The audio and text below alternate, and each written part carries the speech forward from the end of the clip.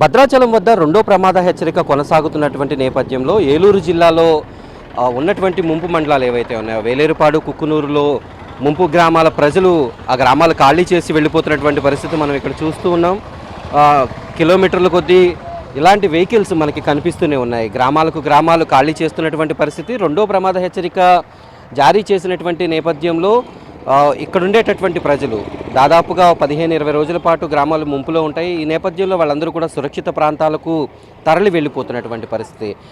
అక్కడ ఉండేటటువంటి ముంపు గ్రామాల్లో ఉండేటటువంటి తమ ఇంట్లో విలువైన సామాగ్రిని మొత్తం కూడా సురక్షిత ప్రాంతాలకు తరలిస్తున్నటువంటి పరిస్థితి మనం చూడొచ్చు. ఆ ఇళ్లలో ఉన్నటువంటి బట్టలు, మంచం, ఆఖరికి ఇంట్లో పెంచుకునేటటువంటి మూగజీవాలు ఏవైతే ఉన్నాయో వాటిని కూడా సురక్షిత ప్రాంతాలకు తరలిస్తున్నటువంటి పరిస్థితి. ఇది ప్రస్తుతం మనం వేలేరుపాడు మండలంలో ఉన్నటువంటి పరిస్థితిని మనం ఇక్కడ చూస్తున్నాం.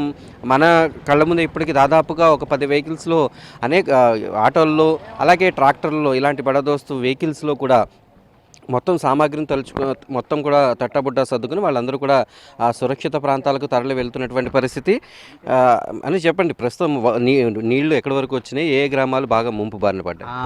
తాటికూరుగొమ్ము గ్రామానికి వెళ్ళటానికి ఇంత లోతు మునిగిపోయిందండి. లోతు మొగాళ్ళ లోతు నీళ్ళు వచ్చినాయి. దారి వెళ్ళటానికి లేదు. ప్రస్తుతానికి ఏదో తిప్పలబడి ట్రాక్టర్లో, వ్యాన్లో ఈ సరుకు తరలిస్తూ ఉన్నారు.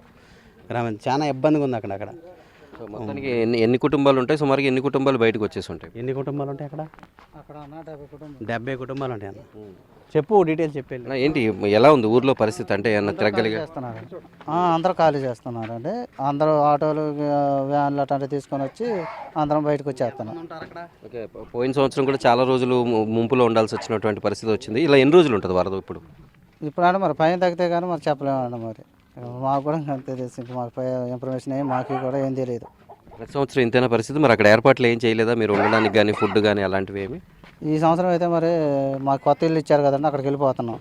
మరి ఇక్కడ ఉండాలన్నా కానీ ఇబ్బంది అవుతుంది, అందుకని ఇక్కడ ఉండకుండా అక్కడికి వెళ్ళిపోతున్నాం. ఇది ముంపు గ్రామాల నిర్వాసితులు చెబుతున్నటువంటి పరిస్థితి. వీళ్ళందరూ కూడా వేలేరుపాడు మండలానికి సంబంధించి గ్రామాలు ఖాళీ చేస్తున్నటువంటి పరిస్థితి, అలాగే సురక్షిత ప్రాంతాలకు తరలి వెళ్తున్నటువంటి పరిస్థితి. ప్రస్తుతానికైతే ఆ వరద తగ్గే వరకు కూడా ఇదే పరిస్థితి కొనసాగుతుంది అనేటటువంటి విషయాన్ని వీరందరూ కూడా స్పష్టం చేస్తూ ఉన్నారు. అయితే ఇప్పటికీ గ్రామాలు ఖాళీ చేసి వెళ్తున్న పరిస్థితి కనిపిస్తోంది. వీడియో జర్నలిస్ట్ కరిష్ణవాస్తో మల్లికార్జున్, వేలేరుపాడు.